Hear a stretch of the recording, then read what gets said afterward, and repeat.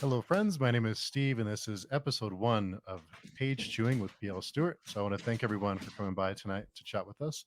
We have some awesome guests for our first episode that I am thrilled to have with us tonight. PL, if you want to introduce yourself, and then we can have our guests introduce themselves after that. Thanks so much, Steve. This is a real treat. I've been looking forward to this for so long. Thank you so much for doing this and having me as your guest co-host. I'm very honored. Yeah, I'm T.L Stewart. I'm the author of Drown Kingdom. And I'm like I said, I'm so humbled to be here today. So thank you.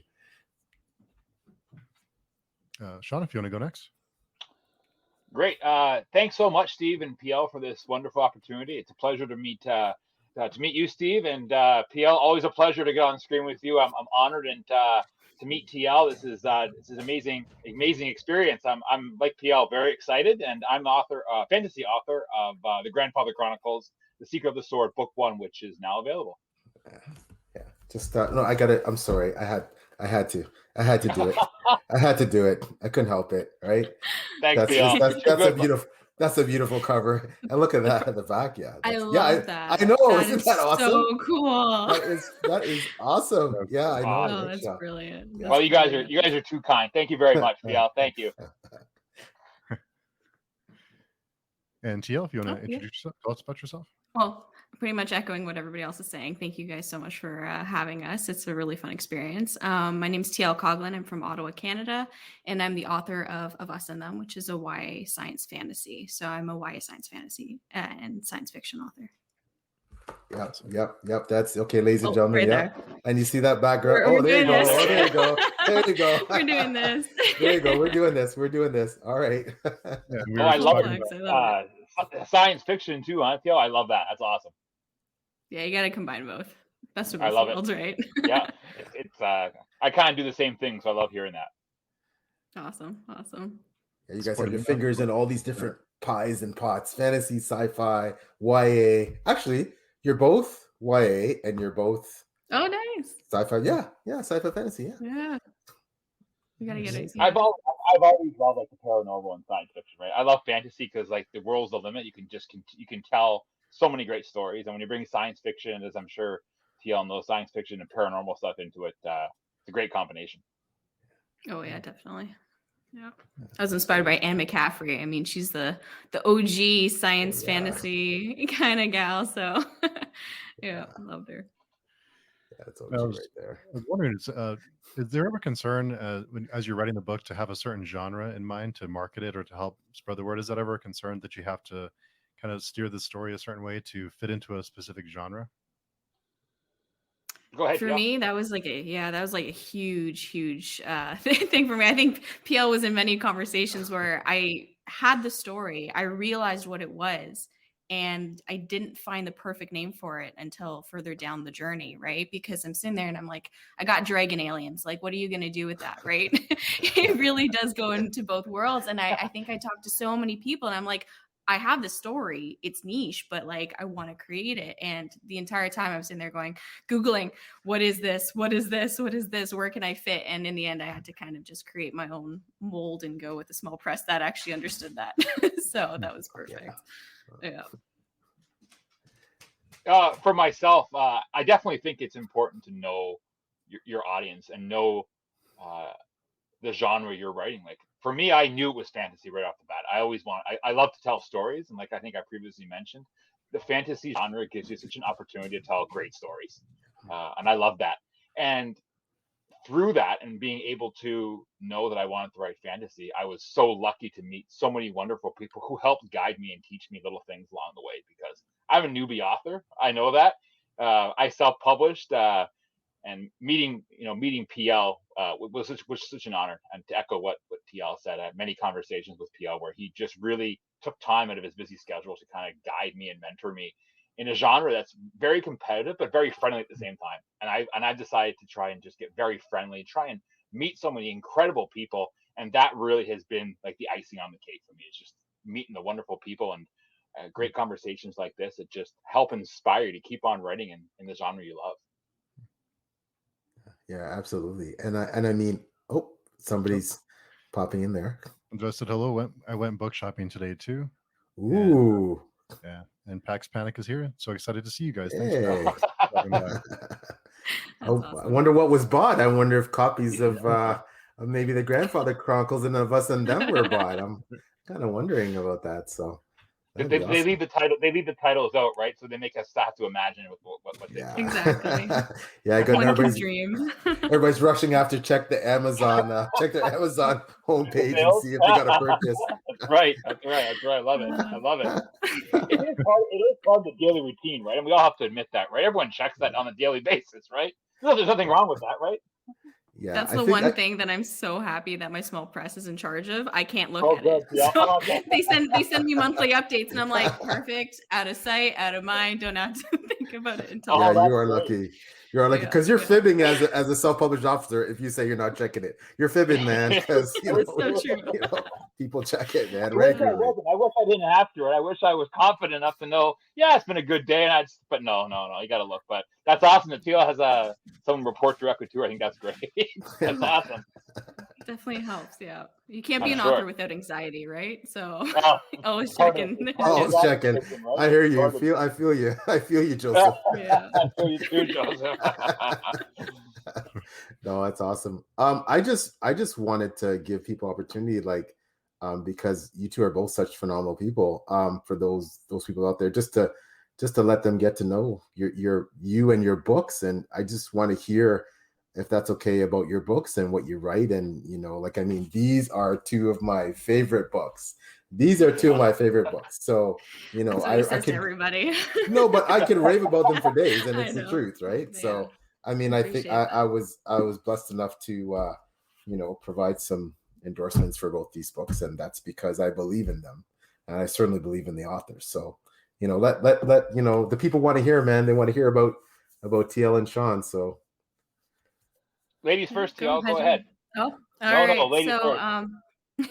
I'm a multiracial Canadian author, so I always write multiracial protagonists. So there's always that sort of journey of belonging, that sense of belonging, and knowing that when you're given a definition of who you are, how can you break that definition, or how can you challenge it, basically. So Of Us and Them is basically the story of a 17-year-old. Her name's Everin, and she's a multiracial Canadian. And basically, she's fated to become a vessel for these savior aliens that come to Earth and make sure that history doesn't repeat itself. Basically, humans have destroyed the world through, climate change, political strife, basically everything. And these savior aliens are hidden within global dragon mythology. So throughout history, they come in and interject themselves and influence history. So once again, this is the penultimate era of basically these multiracial teens who are known as the Paladins, which is where the fantasy kind of comes in with the dragons as well. And they're basically awaiting their time to become these vessels so that they can bring human evolution to its apex, basically. The only problem is that once she finally gets there, once she becomes part of the secret society that's hidden these aliens in the mythological history, is that somebody starts hunting these paladins one by one, which basically destroys the celestial plan. So it's kind of a murder mystery mixed with the science fantasy, and much like me, mixed. So I can't help it. You got to pull from everywhere. But that's basically the story. And she's battling that, especially with her mother is the leader of the concealed society. And obviously there's a lot of lies, a lot of hidden, truths within everything. And it's a really fun ride. So it's book one. Too much of many people's dismay. I end on a cliffhanger, be fair warned, but it's honestly the story of my heart. Yeah, exactly. So T.L, how many books are you planning to do in the series? Aiming for duology, but you never know. It could turn into a trilogy very, very easily, but everything's all mapped out, so it's already working out. I know that too, right? But yeah, I'm querying a fantasy book as well, so hoping that takes off in another direction. So it's a lot. It's fun though. I think it's amazing that you can write, work on simultaneous projects at the same time. One thing I'm trying to do is write two different genres, write fantasy, and really do a science fiction murder mystery. That's one one of my ideas in the back burner right now. So I admire you for Yeah. doing that. I think that's incredible. That's awesome. I'm trying to, as a new author, it's very difficult to try and get into a schedule where you're working on two very different projects, but it's something I'm trying to do. And I'm relatively new, like as PL, and as I'll let all of you all know, I'm relatively new in the author circle. So I'm always trying to hone my skills and become a better writer. And there's no better way to do that than to read, which is what I'm doing, and write, and take as many writing courses as you can. So I'm game for that. But I am Sean Bell, and I am the author of the new Grandfather Chronicles trilogy. So it is a book, a 3-book series, and I have released book 1, The Secret of the Sword. And the inspiration for my Grandfather Chronicles trilogy came from real life experiences with my grandfather. So a lot of the memories in the book and a lot of the ideas, a lot of the obstacles that the characters encounter within the book are loosely based on myself as a young lad with my grandfather growing up in Montreal. So there's realism to this fantasy. So as my editor said, it seamlessly blends fantasy with reality, and that was my goal. When I stay up late at night and think of what I turned my grandfather into, this mythological warrior who is actually a descendant of the Pendragon bloodline, and how he brings his grandson into the fold and leaves his legacy to him, is something that I always wanted to tell, but I wasn't sure how I was going to tell. Was I going to do it through a short story, through a screenplay? But a friend of mine said to me, Sean, you've got something here. If you could ever turn it into a book, I think that's where you should start, because then you've got it in hard print where you can use it to and get better with each book. As I've told PL in the past, my plan with the trilogy is for each book to get better and better and better, for the ideas to get bigger and bigger and bigger.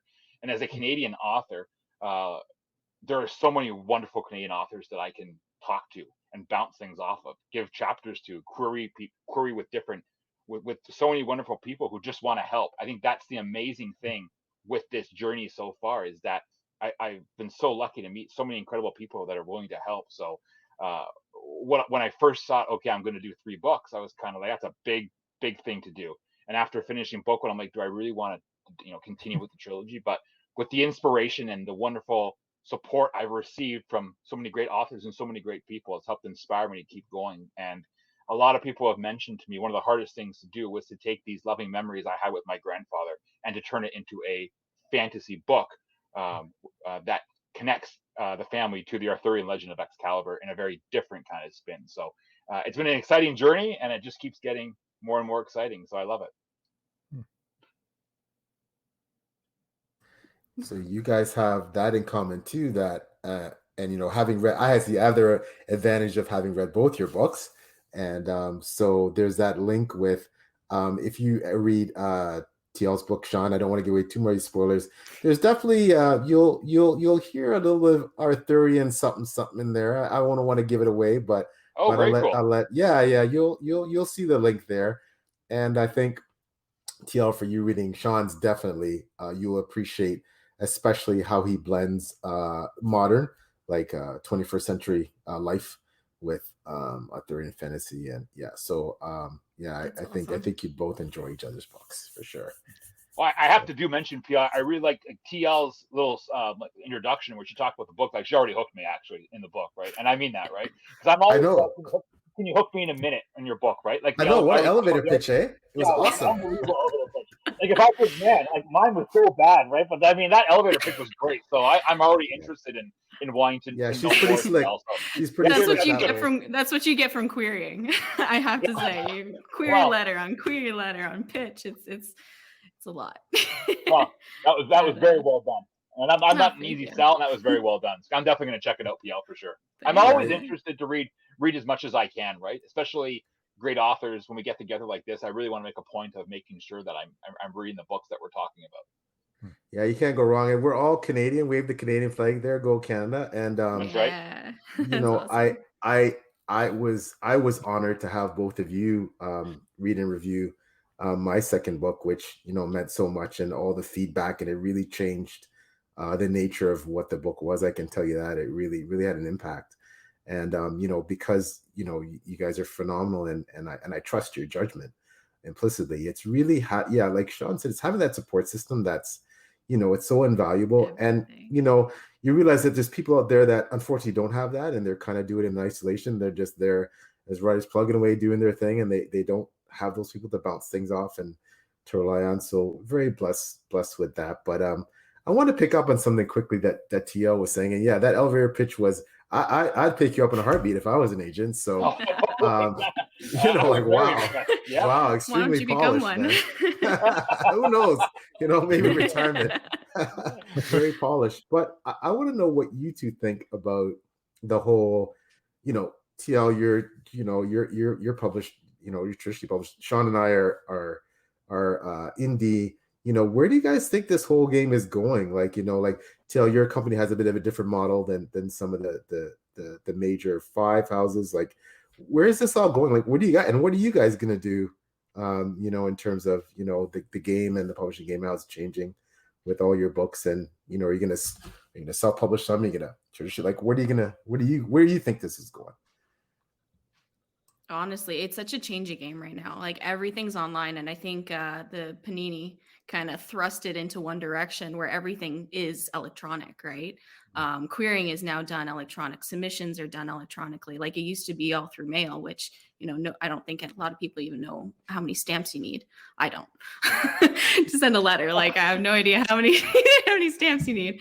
But there's such a changing game, and I'm realizing like now that especially with these hybrid publishers where they're kind of venturing into both spheres of publishing, that like there's so much more importance on creativity and unique stories, and more often than not that actually lends to more niche subject matter. And because it's niche, that means it's not for the larger market, which is what happened with the Us and Them. Basically every single agent was like, this is such a cool concept, let me know where to buy it, but there's no market for it because that doesn't exist, right? Unless the Grandfather Chronicles came out, and then we could tag team in that direction, you know what I mean? We have our own bookcase. But right. Like it's such a huge shift that like I feel like there is a big change in direction as to how even just Kindle books, let alone hard copies, are kind of becoming much more popular nowadays too, right? Everybody buys through Amazon, even if it's a big five publisher, right? So Right. it's changing game for sure. Yeah.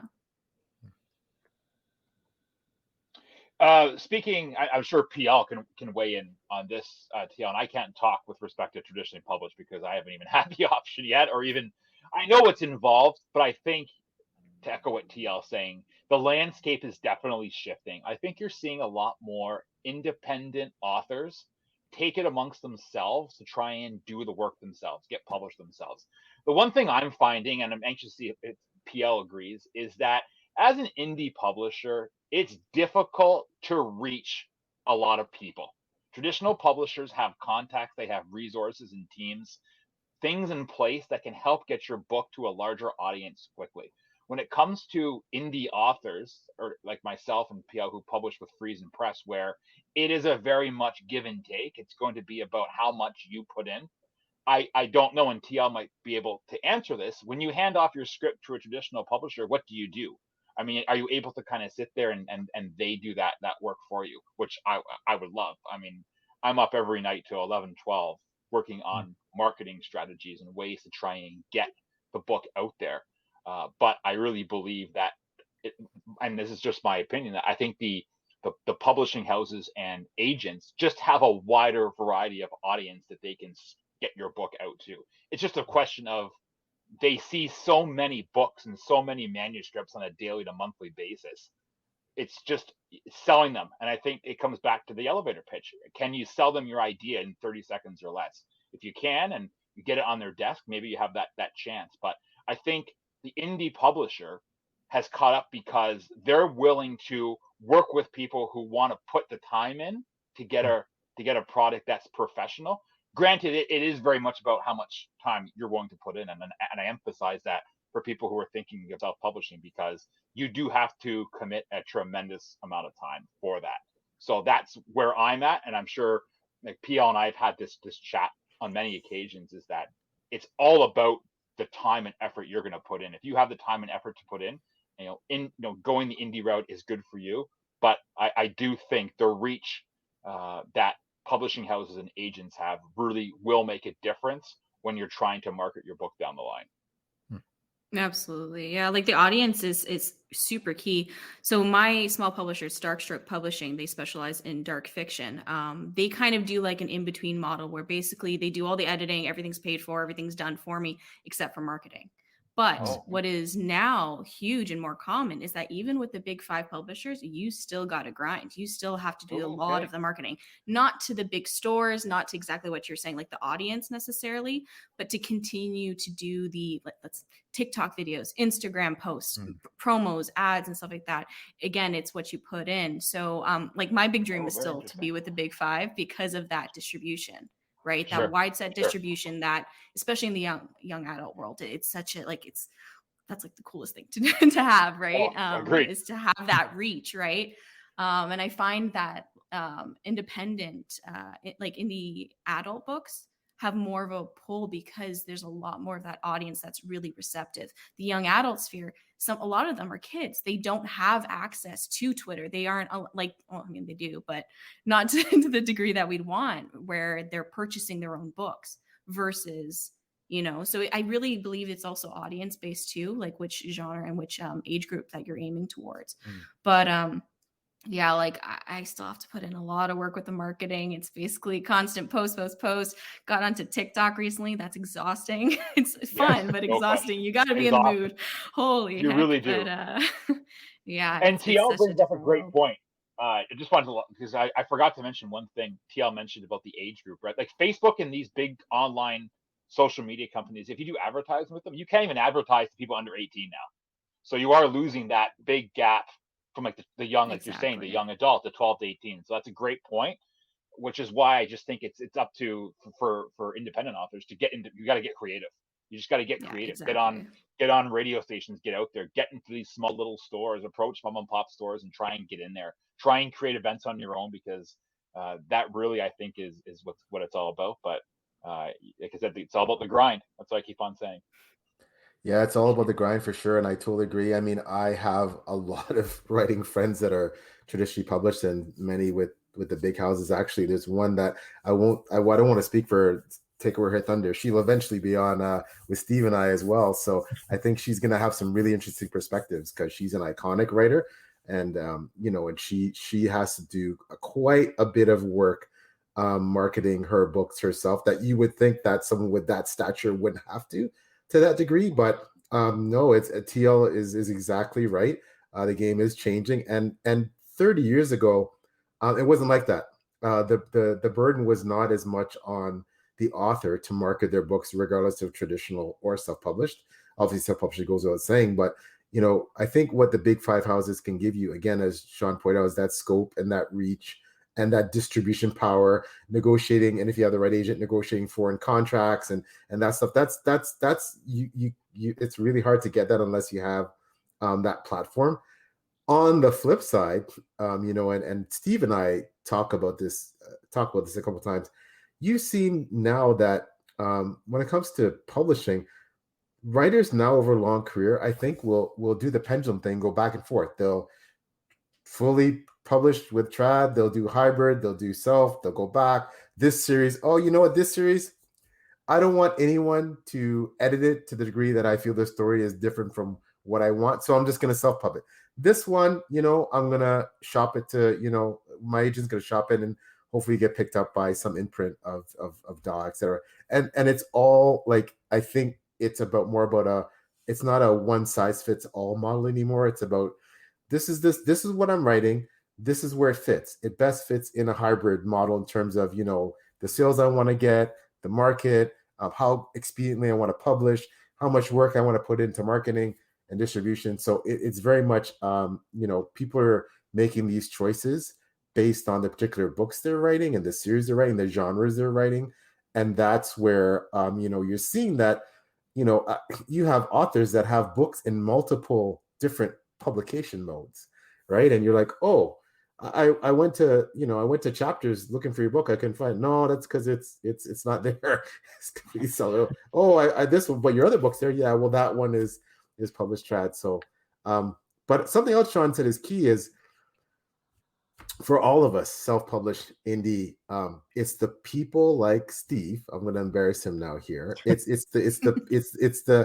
the people who in writing community. I talked before. There's literary agents, bloggers, writers, poets, readers. Readers are obviously, we don't exist without readers, but bloggers and podcasters, I mean, they are truly the unsung heroes of this whole game. And Well you hats said. off to Steve and those like him, Absolutely. because I can tell you now that it's getting to the point where I think a lot of writers' careers are made based on the fact that a particular blogger gets their book out there, promotes their book, and suddenly it takes off. I've seen it happen Yeah. myself in my limited short time on social media. And I think people like Steve underestimate how influential they can be with. I'm just telling you straight up, my friend. Sorry, you're on the hook now. You're an influencer. so Internal cringe. so you got it matters. And then when you have Steve's podcast, we were just talking before the show about the kind of the amazing authors he's had on recently on some of his shows. Like when you start seeing these people talk about their books, and Steve then promotes them and puts these videos up about them and gives people, it's starting to create people's TBRs now. Some that are based almost exclusively on their list of bloggers on YouTube. They click, okay, well, let's see what Steve put on today. Oh, okay, TBR. Oh, let's see what so-and-so put on today. Okay, TBR. And that's, that's influencing sales, right? So absolutely. Steve, you're our Scholastic book order. Those like old school that's what I you are. remember that. Yeah. Yeah. The doorway to networking. We're in trouble. I want to say. No, it's incredibly well said, and I have to echo PL sentiment. That's the key today. With everyone online and everyone streaming and everyone looking for advice or guidance or just wanting to see what's out there, podcasts and these wonderful engagements that we're doing tonight, I believe is key, and that's the key moving forward. I look forward and I love these wonderful opportunities because yes, you get to meet great people, but it's just a tremendous way to get your voice out there. And I can't thank the podcasters and the hosts such as Steve tonight for taking the time, and for PL to take the time to create this atmosphere where TL and I can come on here and talk about it. That is where the future is going. Print media, not to knock print media, but I was talking with a friend of mine who is a producer who works at CTV, and print media is on its way out when it comes to reading the papers. It's all about online. An online presence, and this is, to me, the best way to create an online presence. Yeah, and it's to make us people too, like get to know who we are, why we write what we write, that connection, because a lot of that's gone, whether, from the recent events or even from before, like everything's online now, exactly like you're saying, but we're not just a link. We're there's people behind the link, right? And that's why like Steve is like connecting us and like being able to give us that floor where it's like, this is why I love it so much. Can you see how much I love it? Please love it too. You know what I mean?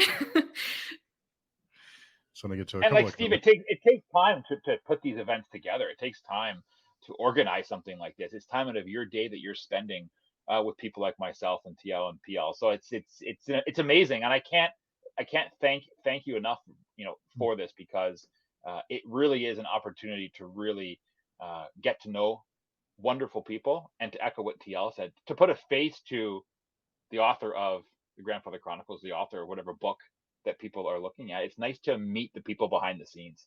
Mm-hmm. And PL did all the hard work. I'm just here hanging out. So all the credit goes to my friend PL. But Book Reading Coffee Drinking says hello, and Andres says Darkstroke is a publisher to watch. Angry Robot kind of paved the ground for them, and now AR publishes all the genre blends.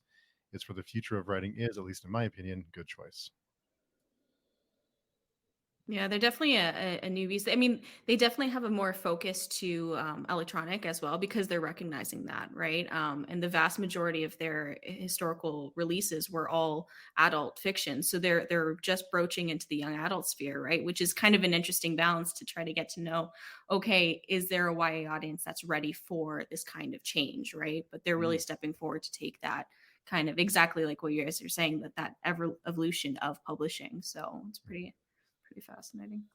I like the word that TL mentioned, hybrid. I've heard the word hybrid in a number of different articles that I've read or interviews that I've been listening to. The word hybrid is coming up more and more now in the writing community. And I think that's because with the evolution of what we're seeing, especially with coming out of the pandemic, is that there are people that want to do not quite indie, not quite traditional, not quite self-published, something in between. They want to still have a say in their manuscript and how it's produced. Where I think PL mentioned 20 years ago, that wasn't the case. You hand off a manuscript, they made the choice. They said, change this, we'll take it. Today, it's very much, I think they're, depending on who you are and what kind of success you've had and how you pitch your idea, I think more and more people now are willing to kind of meet you halfway. And I'm hearing more and more about these hybrid scripts and hybrid opportunities. And I love that word. I just have to mention it because I've been hearing it over the past few days in a number of different events and interviews. So it's a great word. And I think it's something that we need to prepare for, because there's no such thing anymore. It's just, I think crossing between different genres, writing multi-genre books now and writing for multiple age groups and being able to traditionally publish and self-publish. I think you can take elements from each now and combine. And I think that's what we're seeing. Yeah.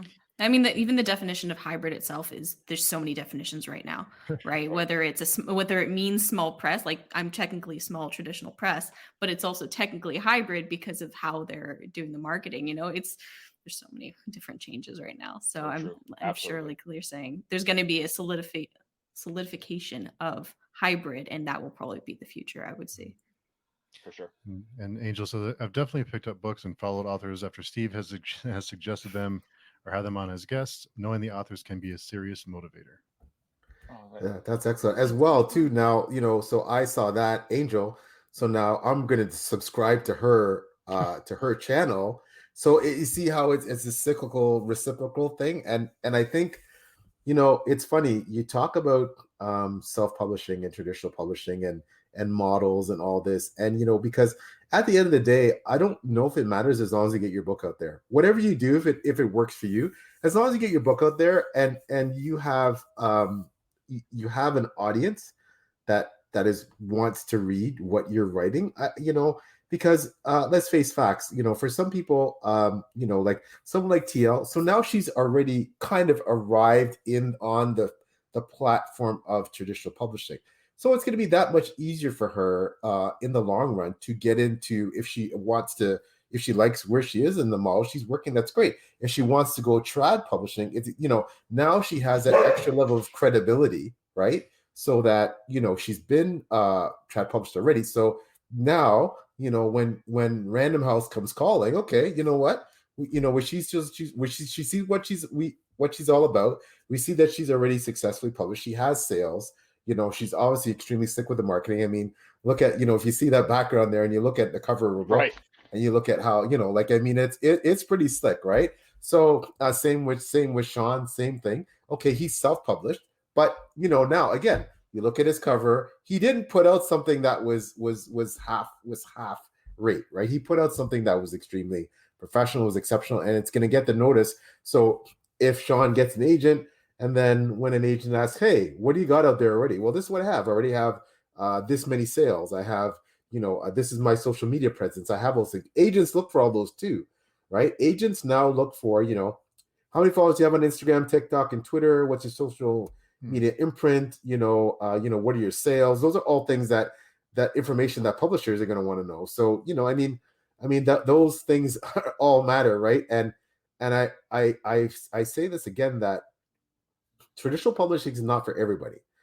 But I can say this much, and I've talked about this with Steve before, is that when you come traditional publisher with, TL has Amazon bestseller tags, Sean's a Friesen Press bestseller. When you come with these things, and agents traditional publishing go, okay, you know what, this is a credible author, because a traditional publisher, I don't want to say they're lazy, but they prefer to have an established brand that they know that they can recoup their money, their investment, when they take a chance on publishing you, right? And if you have those things already, their risk is significantly reduced. So, I think that's why it's not necessarily a bad thing to be self-published.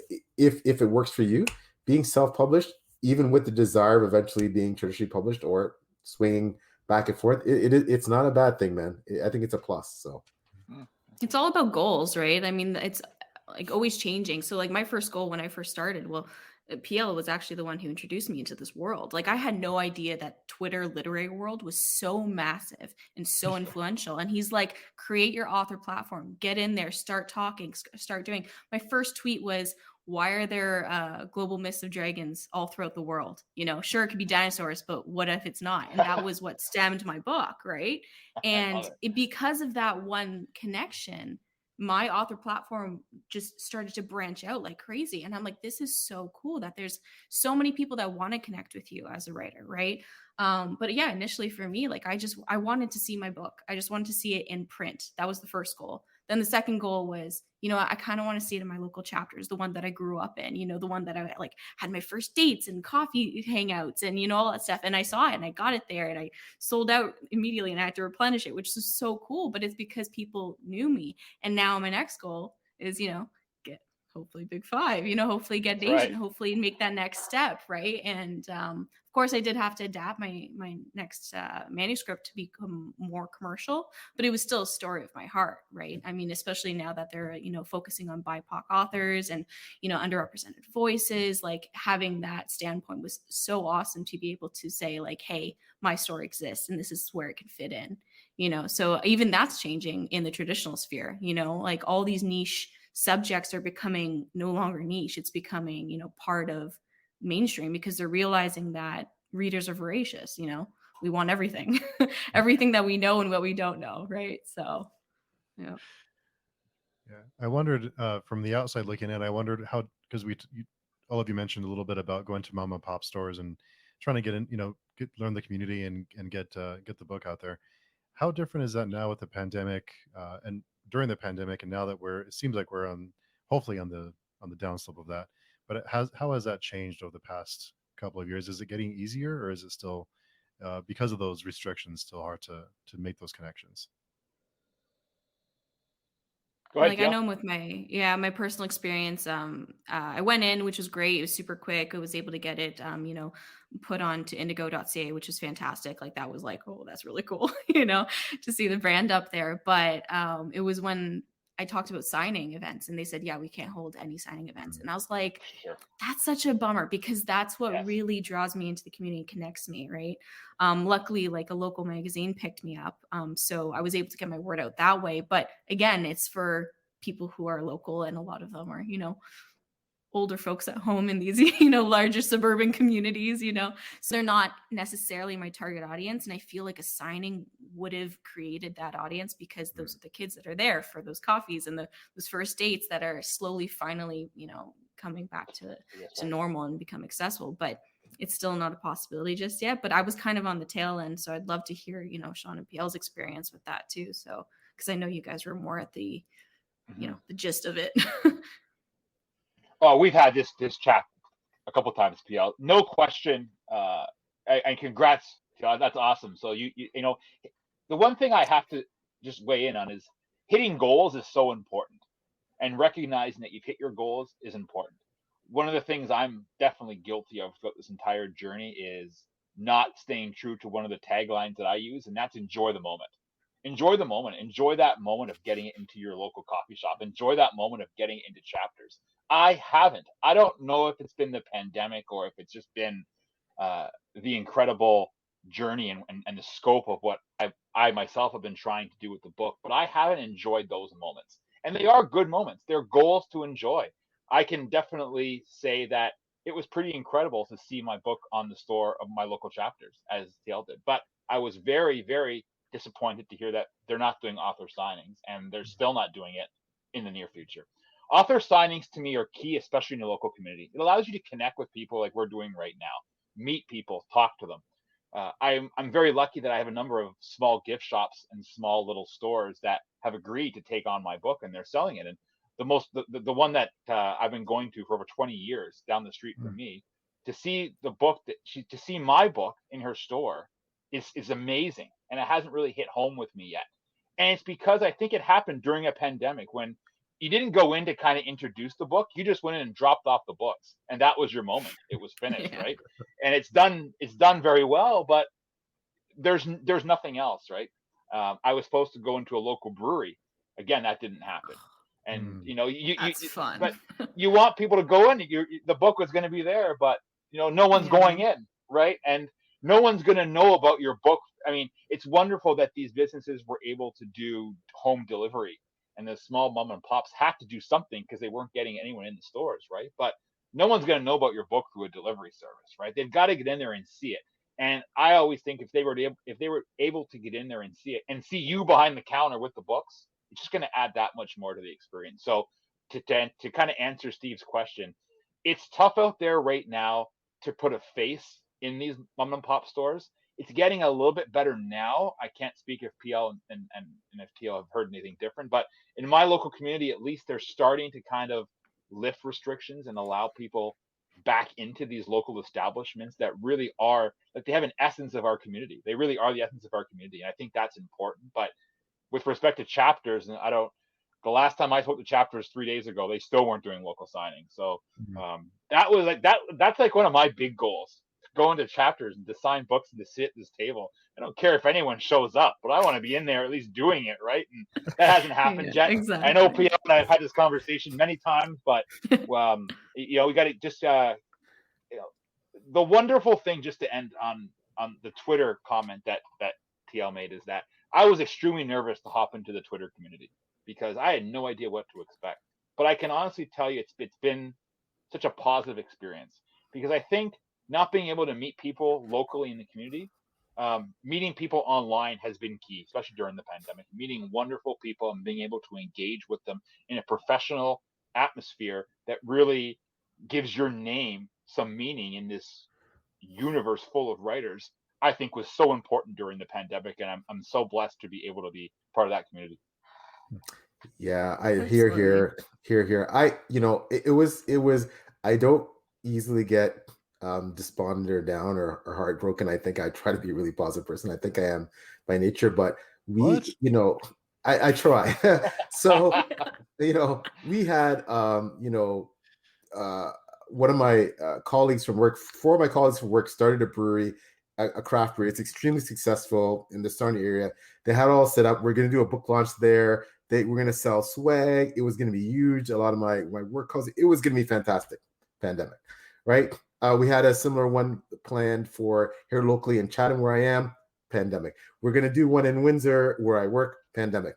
And I think for me, like, it was such a huge deal for me to convince with Deb, my wife, who's my business partner. She does a lot of legwork. So when we got into chapters in, and go, oh my God, like, I'm on the shelves beside, like, John Gwynn and, like all these big authors. I'm taking pictures, whatever, can't sign the books, can't like it, just like, and TL and Sean have both experienced it. It is like, it's like you've left the dream incomplete. You've gotten this far, and for circumstances totally beyond your control, you can't do anything more. And that's been tough. Because again, you're talking about, as an indie author, you're shouting at the void to try and get people to know what your book, right? So when your book is sitting on the shelves in chapters, that's fantastic. But just like I said, it's fantastic that you're sitting beside Joe Abercrombie and John Gwynn and Victoria Aveyard. People tend to go to their books first, especially if they don't know about you. So it's that catch-22 where it's you got your moment of glory, but at the same time realizing you still have an uphill climb. And when you can't do a book signing, that just puts you feel like you're behind a little bit more. And that's why I go back to, again, I'm going to embarrass them again. That's why it's so important to have people like Steve and to do these virtual meet and greets where people can get to know a bit about you. Absolutely. They get to know you, who you are. They get to know your brand, because you're a brand, right? So TL's background, that is part of the brand of this and everything she represents. Sean is part of this and everything he represents. This stuff, this is all, it's me, but it's also it's what you're selling, essentially, right? You're selling you as a person, but you're also selling your brand, your book, how you write, what your values are, and beyond that, I go back to that point about if you want to make it, especially in the traditional publishing world. But guess what? This stuff doesn't go away. These recordings are there permanently. So when your agent wants to shop you to a big five, and they're like, hey, well, yeah, well, does he or she have the press? Yeah, well, look at that podcast they did on Steve Talks Books. They can string a sentence together. They're fairly articulate. They're actually genuine people. They actually care about people. They're good people. They're people I would want to sign a deal with. Like, so that stuff is really important, right? Because now this is the only way, as Sean mentioned. So we can't connect. So we all live, if you're in Montreal, Sean, you're an hour away from TL. Right now, we're quite a few hours away from each other. Sean, you're in Niagara, I'm in Chatham. But instantaneously now we're all chatting, right? And and Steve's in the US, and so that it's even more critical now, because you can't. We were going to this book fair, International Book Fair in Montreal, and this and that, all done.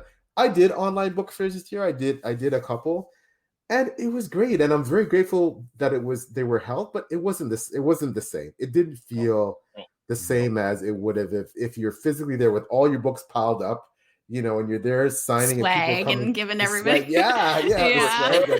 People come to the table and they're high-fiving. I just want to be Oprah, and you get a coin and you get a coin. Come on. It's my favorite part. Yeah, it wasn't quite the same. So, somebody said something there. Joseph Carroll says, my thought is if you start making enough sales to get unsolicited offers from Try to Pub, you probably don't need them anymore. Be the dream. That's the dream. I love it. I bring back to the example of Evan Winter, who Rage of Dragons and Fires of Vengeance, who became a Reddit star, got a lot of hype, published his book Self Pub, and then eventually built up that following. His orbit approached him and said, "Hey, we really like your stuff. You might want to get an agent." And now he's a big trad author, right? It can happen. I know those are few and far between, but it does happen. And especially now, Steve and I talked about this a lot about with the Avid and things like SPFBO, that platform. I mean, It's almost becoming like a conduit to getting an agent and a book deal. Like a lot of the authors that do well on there, they're getting noticed. And, it's affiliated with Mark Lawrence, and he's a pretty big trad author. And, the bloggers that are involved in that, again, to use the word influential, a lot of the authors themselves are top indie authors, and a lot of it's getting those things get a lot of hype. Now it has the science fiction version, which I highly recommend. For someone like TL, that if you're eligible to submit a book there, just write one and submit it, because what have you got to lose, right? Especially if you have a bunch of books already, and you decide, okay, maybe I won't. Maybe this one I don't want to try to publish it. I'll self-publish it just for this contest. And there's I really think that to replace all these things like book fairs and book signings, we've had to do something else. All this energy and all these plans have to go somewhere. So those are good avenues for. Sorry, I think Joseph had a question. No, it's okay. He is asking, have you tried to get into Comic Cons? I'm currently trying to get into the Ottawa next year's Comic Con. It's actually not as bad as I thought it'd be. Even the Toronto one, the Toronto Comic Con, which is huge. I think it was like only $125 to get like a table or something. And like, it's still expensive, but I thought it was going to be like 300 or something, but it's so possible, which is awesome. So that would definitely be it. I'm a little bit nervoso when it comes to, COVID and all, but hopefully next year will be good. But yeah, definitely. I'm extremely lucky that I'm in Niagara right now, and Niagara has their own Comic-Con. It's been put off for the last 2 years, but they are planning on coming back full force this year. And it's funny Joseph has that question, because it's something I'm looking into as we speak. And I, like you said, I too am surprised at the prices at the tables. I wonder if it's because they're trying to encourage people to come back after the pandemic. They want people to come. I know the Niagara Comic-Con last year really did not do well, because it was very social distance and they had to limit the people coming through, and it just didn't have that, as PL mentioned, that kind of engagement, right? PL, where you can kind of, you can't, I mean, part of the experience is a lineup by your favorite author, a lineup with this new author and get them to sign this shoulder book. to shoulder. Shoulder to shoulder, right? And that wasn't happening last year. But I am definitely, as TL mentioned, very interested now to look into the Toronto one, because the Toronto is a big one. It's a big one in Canada to be a part of. And just just even get there with a table, I think is just wonderful exposure. And with hopefully some of the restrictions being lifted, people are dying to get out. They're dying to see what's out there. And I think if you're ready, this is an incredible opportunity for new authors to really get out there and get in front of this, which is what I'm planning to do. And it sounds like what TL's doing. And I know it's what PL is doing. So let's all get a table together. just, I love just There have you fun. go. There you go. There you go. Absolutely. Yeah. Yeah. I think you know, the one thing that I'm seeing as well, and this is more in the self-published community than anywhere else, is that, you know, so for example, Steve has a podcast. He invites so and so author on. So and so author is seen, and then, you know, somebody puts their book in their TBR, like I talked about, right? Then there's a spill off from there that someone else, because someone else put that on their TBR, depending on who it is, another blogger or someone influential picks up that book and says, "Oh, okay, I'll check that out," and say, "Oh, this is really good." And then I've seen people get agents that way as well now, right? Like there's so, like, now it's and but I think people have to realize as well that even if you're looking to get an agent and down the road get traditionally published, there are many self-published authors that have agents that don't really aspire to get traditionally published. Maybe they did at first, but they're using those agents to help expand their reach. The fact that they're on that agent list is influence, you know, and the agent also provide them a lot of fantastic advice about editing and how to make their book better. And, you know, so, I mean, there's other spin-off benefits to having an agent besides, it's almost like having a, you know, your own little editor and your own little, you know, beta reader and your own little, because, you know, while they shop your queries, they obviously, they want it to be top notch. It has to be, or else, you know, for someone to pick it up. So I think, you know, that's another spin-off that I've been noticing from, especially from the blogging community and things like that. And again, all these things are replacing, I hope not permanently, but replacing some stuff we have to do. But it's also changing, as TL says, changing the game. The game is changing constantly, right? And you know, again, if Amazon is they're the player, man. You know, they're who you have to understand. They're who you have to negotiate with in some cases. Like I just put a John Kingdom out on audiobook, and, you know, it's on mainly 2 different platforms, but with awesome sound and with, of course, ACX/Audible.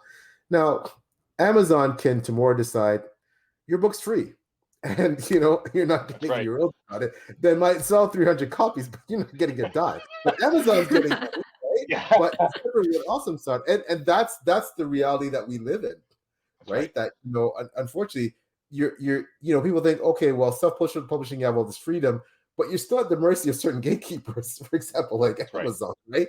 So, you know, like when you think you're free, you're not really free.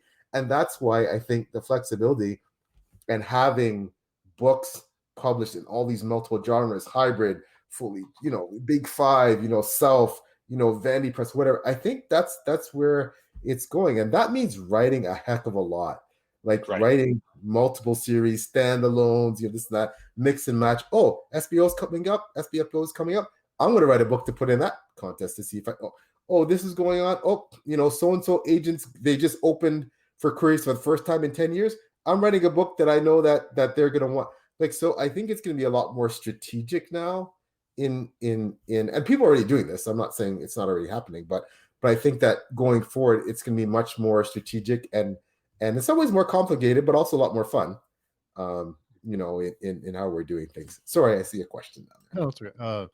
John Notlad said, that is a point I haven't considered. An agent as sort of a publicist, that may be the way of the future. I like it better, at least. Well, one of the main things, like, because, you know, like right now I'm querying a bunch of agents and stuff.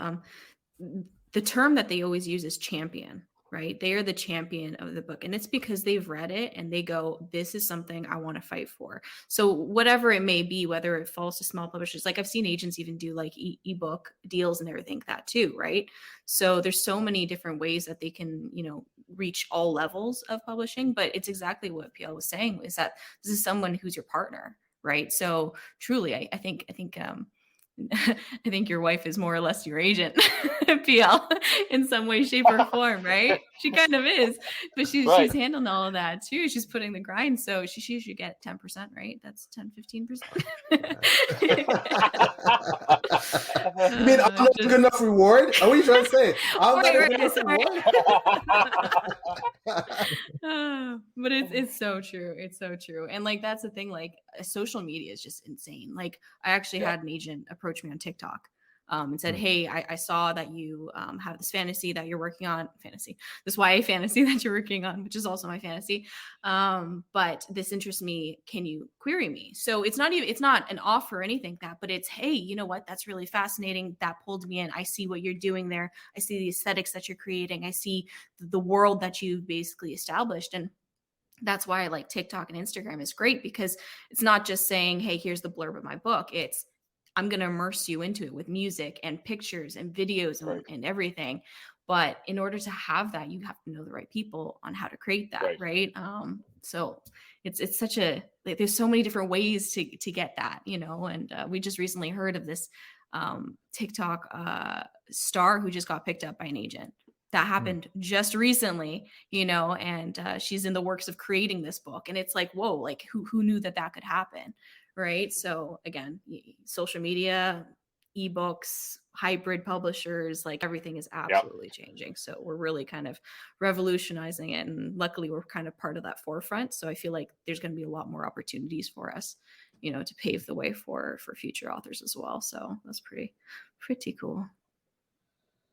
Yeah, I think it's all about trying to get noticed by an influencer, right? That's really the game on social media right now, whether it's TikTok or Instagram or Facebook. It's trying to connect with people who have influence and people I think who you want to connect with. There are so many wonderful people I aspire to connect with, but I always, as a guy who's been so focused on the marketing lately, you may only get one chance to have a meet and greet with that influencer. They may give you one chance. You better make sure that when you have that one chance, you're ready for it. And this is something I've said on a number of different interviews, is that you want to make sure you're equipped and have your author foundation in place when that influencer does approach you, because you want to give them everything you can and make and force them to not say no. So I really think it's about being prepared and being able to get recognized by the best influencers at the right time as well. Yeah, and I think we're all influencers in our own way. I'm not just saying, you know, the four of us, I'm just saying in general. And I think what happens especially in the landscape of social media, where everything is so expansive now, and the scope is the world. It's not just Canada, the US, you know, Asia, Africa, it's everywhere. So I think one thing is that I learned quickly is that you don't realize when you retweet something for somebody that it's a big deal to them, that because you're doing it to be like, because you don't think of yourself that way. You don't think of yourself as, oh, you know, like I'm a big deal. Like you don't think of yourself that way. Right.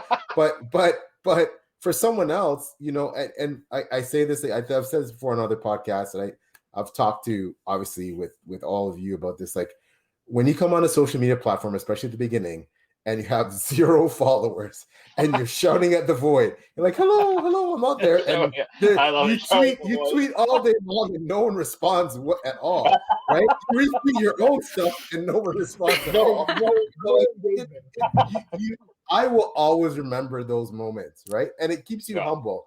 And it just puts you in perspective that, hey, right now there's someone out there going through that. You need to make sure you help them and support them, because it's tough sledding, man. You know, and you got a book out there, you're thinking, how the hell am I going to get anybody to know anything about my book, about me, about who I am, that I'm a good guy, that, you know, my interests, that, you know, how am I going to connect with people I want to connect with, that I want to learn from, that I want to, you know, absorb what they've learned, and, you know, that we can share. How am I going to do that when nobody knows who I am and nobody knows where I am, that I even exist? And sure enough, bit by bit, you build that awareness and you build that platform, and you meet like-minded people and you make these genuine connections, you know, like, as you know, people that you become friends with, and they help you, and all the expertise is pooled, and, you know, someone's great at cover design and someone's good at marketing, and you get all these great ideas and you form chat groups, and the next thing you know, you're expanding. Now you're on Slack over here and you're on Discord over here, and but at first it's like, it's a really blank, you know, it's like staring at a blank screen. right? Like, what are you gonna do? Like, how, and then Yeah. down the The road, world explodes. and then Completely opens up. someone saying, "Oh my God, do you know T.L Coughlin followed me on Twitter? Oh my God, Sean Bell I followed me on wish. Facebook. Sean Bell followed me on Facebook. I'm going on Steve Talks Books. Well, I feel that way, but yeah, that's what happens. That's what happens. So, all right, there's another question on there. Yeah, Joseph said it's all a grind. You have to keep building a presence and a backlist. Exactly. I think like one of the coolest aspects of Twitter is that it's truly global, right? Like one of my best friends who's on the literary journey, she's right now agented, she's going on sub, we're all part of the Spaghetti Throwers. That's our writing support group where we throw it at the wall and see if it sticks. There you That's go. the I love Spaghetti it. Throwers, Great name. right? Yeah. But she's my best friend. She's in Sweden. Like I have a friend in Sweden. I have a friend in, France. I have it's so cool. And then to see your readers come from all over, you know what I mean? Like that is fascinating to me because it's before I feel like back in the old days, it's like if you were trying to do this as a self-published author or as an indie author and you tried to reach out, you would be screaming to the void because there is no connection beyond your local community. Like we are at such a cool crux of time where basically the world truly is our oyster, but it's just trying to get that foot in and getting that first follower, like PL was saying, to open that world up for you. You know what I mean? So that's why I always love PL. Like he's fantastic. He's got a bajillion and one followers. Then all of a sudden he retweets something and I'm like, oh, look, there's a sale. Thank you, PL. You know what I mean? But it's such a cool opportunity for sure to know everybody. Yeah, yeah. Go ahead. Go ahead. No, go ahead. I just wanted to echo what TL said. You're right. Meeting someone like PL and coming on this show with Steve, like this is what it's all about, right? It really, really is because we're and I'm a newbie on social media. I'm still building a following. I'm still shouting at the void, and there are days when you hear nothing back, and there are days when no one cares what you have to say, and that's okay. You have to just keep grinding, keep moving forward, stick to your schedule. I'm going to spend an hour on social media every day. Spend an hour and do your thing. Make sure there's content there, so when people do come, there's something there. I think sticking to your routine is very important when you're grinding it out like we are right now. But it is about meeting people at the right time, and it is about putting the time in yourself and connecting with people online who are like PL and like TL and like even Steve, who are willing to help you and guide you and give you the opportunity, give you a voice, give you an opportunity to come on to a show like this and talk about what's going on in our lives as authors right now. As for myself as a self-published author, what is that world like right now? And being able to talk about it and being able to share thoughts with fellow authors about what's happening is so important. And like TL mentioned, 20 years ago you couldn't do this, right? Back when the mail service was a big thing, when you would mail stuff out every day. Now it's all about, did I get an email back? Did someone retweet what I'm saying? That's the world we live in right now. And I think it's important to recognize and understand that and be a part of that. And you know what the hardest thing about that is about being a writer? In all that, you still got to write. In doing all of this stuff, you still have to write books, man. And not only you have to write books, you got to get better with every book. And I that's what's really almost paralyzed me. I'll be straight up with writing my book too, because I was like, okay, I have to keep up with my friends, my social media friends, the people I care about, the people who supported me, who I support them, to make sure that I'm on top of supporting them and tweeting their stuff and helping them with their marketing, and they help because they help me, that I'm beta reading their books, they're beta reading, like all this other stuff that I'm doing book tours. I'm trying to replace, like I said, the lack of all the physical press. Like, so you're doing all this other stuff, right? All these what I call writing associated activities that have nothing to do with writing, right? And then you got to write your book, right? And you have to, and then the pressure's on because, okay, we're all writing series, right?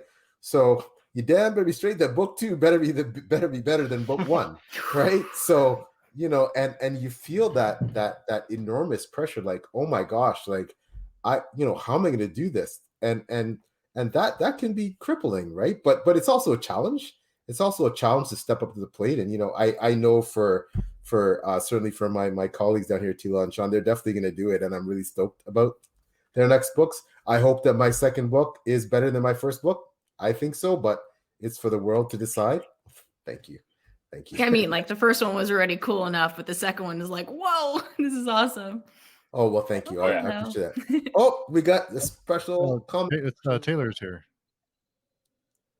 Oh, I agree. PL's second book, is the world ready for it? Well, they better be, because it was something else. I'll agree with that one. And I love authoring. I'm a huge fan of authoring. I love his character, and I know he isn't the nicest guy, but it doesn't matter. And I always said to PL, like, he's a character that I can get behind. So that's why I love PL's books. And I can't wait for book 3. I'm lucky enough to already read book 2, and yeah, it's incredible. Absolutely. Nice. And I think, Sean, I think you have other commitments. I don't want to keep you too long, because I think you have to run pretty soon. But I wanted to ask you before we go. There's something I like to ask all the guests that come on, and I've already asked PL this question. But if you can tell us if both of you can tell us what your first jobs were. Go ahead, TL. I can't actually say. Due to privacy reasons, I actually can't say. But it was a very run-of-the-mill 9-to-5 job where basically I loved what I'm doing, but at the same time, it wasn't touching, the passionate part of me that has been like that kid in the library smelling the books. You know what I mean? Like, I'm not that weird, but you know what I think you guys can all identify with that too. It's just having that passionate that was just brewing behind the scenes, and then knowing that like this 9-to-5 job was very satisfying. It was extremely gratifying when it comes to what I was doing and still doing right now. But truly, like, having 2 jobs right now, I mean, as much as it's a lot of work, it's extremely fulfilling on both ends. So yeah, sorry I couldn't be too descriptive there. Okay. So first job, my very first job, Steve, that's what you want to hear? Yeah. Pizza Hut dish pig. I was a dish pig at Pizza Hut, and I was a dish pig back in the day when you had to earn your respect as a dish pig, right? You had no respect. The toilets were clogged. That was your job. Okay. Like you were the guy.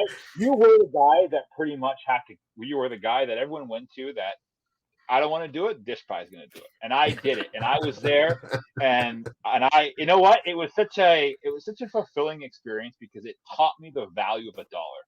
You really looked at your paycheck and you went, man, I earned that today, because I was. It was just. You're covered in filth, but you're fulfilled. I know it doesn't seem like it was fulfilling at the time, but it helped. It really helped me stand on my 2 feet. I wanted a car. I wanted a Mustang. I wanted insurance, and all my friends had their parents pay for it. Not me. My mom was unbelievable. I mean, her family helped inspire me to write my book. But she said, "Sean, you want your own car? Go out and get a job and put insurance on it." So that's what I did, and it was my first job, and I've worked many jobs since. But I'll always remember my days at Pizza Hut. It was kind of like my understanding what it's like to be part of the wheel, if you know what I mean. Prepared to be an indie author, marketer, publisher. Exactly, the grind, right? You can do everything, right? Like, no job is too low for you. when they're throwing food, I should write a memoir, right? I was watching a show the other night based off this guy's memoir, and it did very, very well, called The Tenderheart on Amazon Prime, right? And his book was a memoir, and it's gone viral, and it's just him and his family and the experiences they had. So that's something awesome. That down the line is we all should think about writing memoirs. I think that would be an interesting thing to get out there.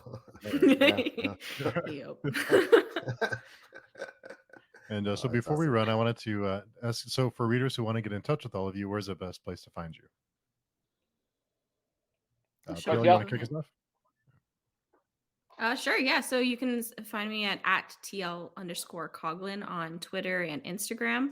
But my website is www.tlcoughlin.com. Basically, you can find us and them everywhere. Amazon, Indigo, anywhere on the website. Around there. Yep, thank you.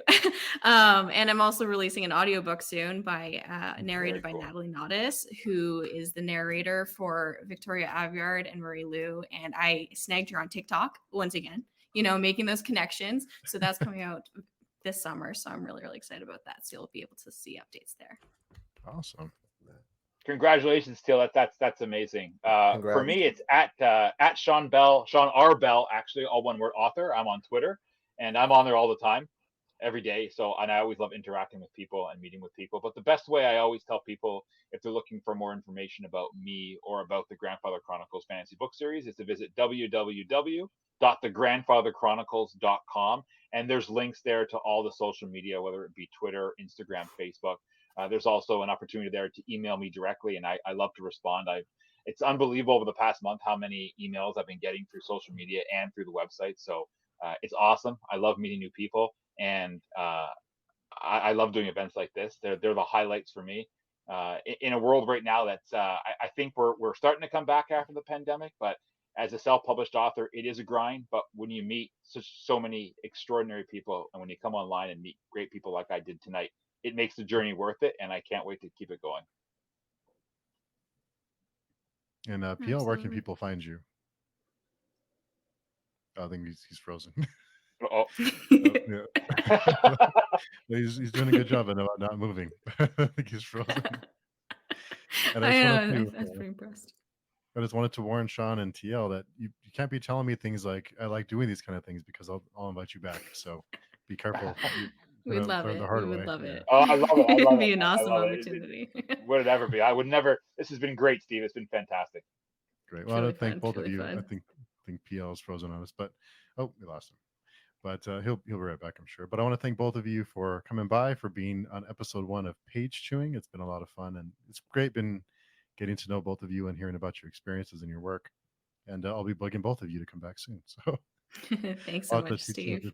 you guys to be Thanks more so much, careful Steve. around. It's been a real pleasure. It's a pleasure meeting you too, TL. I'd love to chat again. Thank you so much for the opportunity. Definitely. Yeah. Thank you. Yeah. Thank you all. Oh, Take care, there he is. guys. Bye for now. Bye, everybody. Okay. Bye.